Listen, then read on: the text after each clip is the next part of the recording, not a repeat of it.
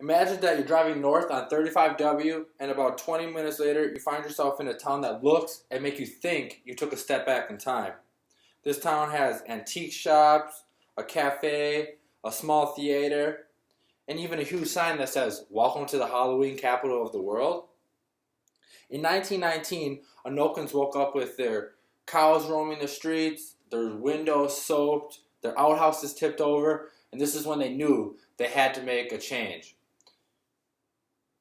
They decided to come up with a Halloween celebration, which they thought would deter kids from going out and doing mischief things like tipping over cows and outhouses and things like that. Growing up here, we always heard about these stories, and it's kind of funny that I'm telling you them now.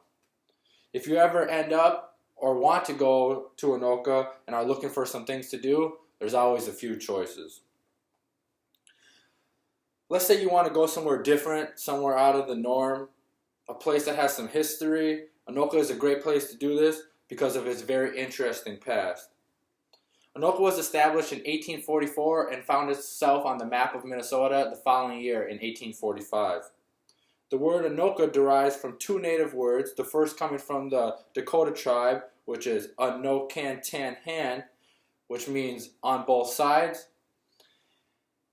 and O'ok from the Ojibwe tribe, which means working waters.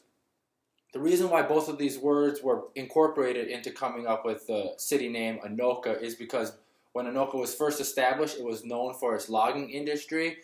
Because of these two rivers, they were able to do a lot of this, bring a lot of work to the town, and kind of create a name for itself.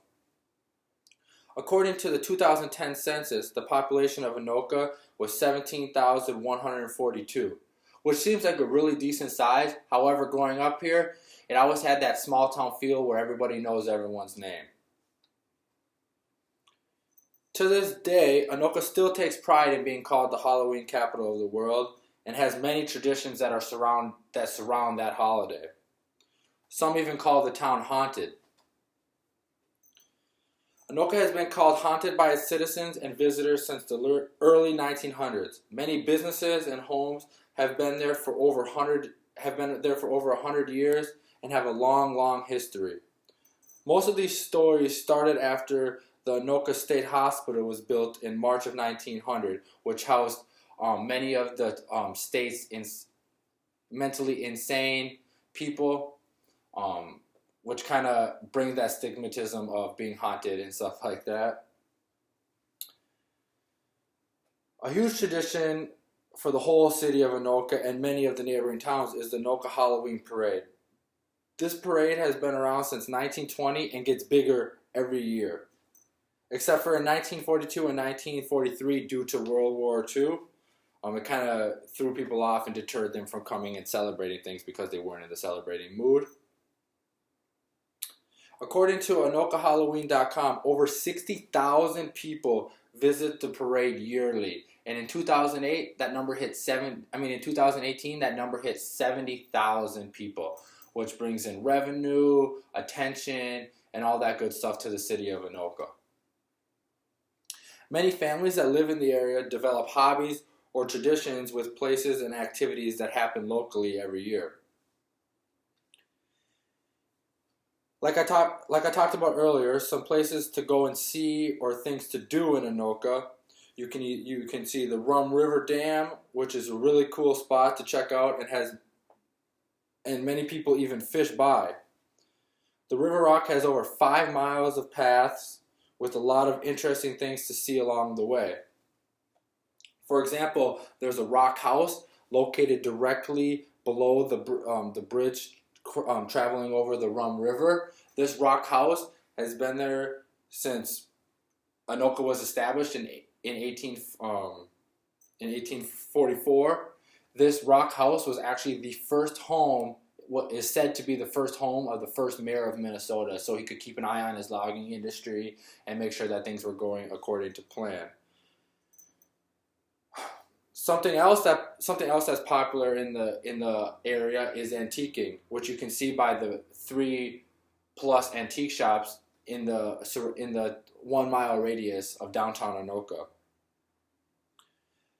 These shops are really awesome because they are filled with a ton of Minnesota history, which is their main focus, along with Anoka history, which is actually really interesting to see, especially if you're not from the area and are kind of unfamiliar and want to gain some knowledge. Another fun activity to do during Halloween season is going out on the ghost tour. You can actually take the ghost tour around Anoka, which is put on 3 nights a week. It's $9 a person. That number does vary from year to year. However, this tour goes for 2 to 3 hours. You get to go see haunted buildings, haunted locations throughout the city. A lot of people even say that they experience some activity from these spirits and stuff like that while on the tour, which gives it a very good rep. A lot of people will go downtown Anoka for its great weekend and night scenes. It's not just known for being haunted and stuff like that. It's also known for being a really live town. Every Friday night in June, until the cold strikes, you're going to be able to see classic car shows. Every week they're different. Sometimes they'll be like 60s to 70s, 70s to 80s, and so forth, which is really awesome because you're not just seeing the same cars every week. That goes on every Friday night, and it's actually about a 3-block radius right around local restaurants and stuff like that, so you can make little pit stops, get a drink, stuff like that. It's Another little fun thing about the city of Anoka is it's always getting in local rock bands and stuff like that to come perform at its local restaurants. So if you're looking to see maybe a little performance or something like that while out and about, this is another good spot to do that. And then last but not least, I want to talk about Sparky's Cafe and the Lyric Arts Performance Center. Sparky's Cafe has been around for about 40 years and has 100 plus 5-star reviews on Yelp alone. They're known for their extra large pancakes, great breakfast, sweet atmosphere, and just like I said, that little town feel that you don't get many other places. The Lyric Arts Performance Center is a local theater which puts on about 4 to 6 shows per year.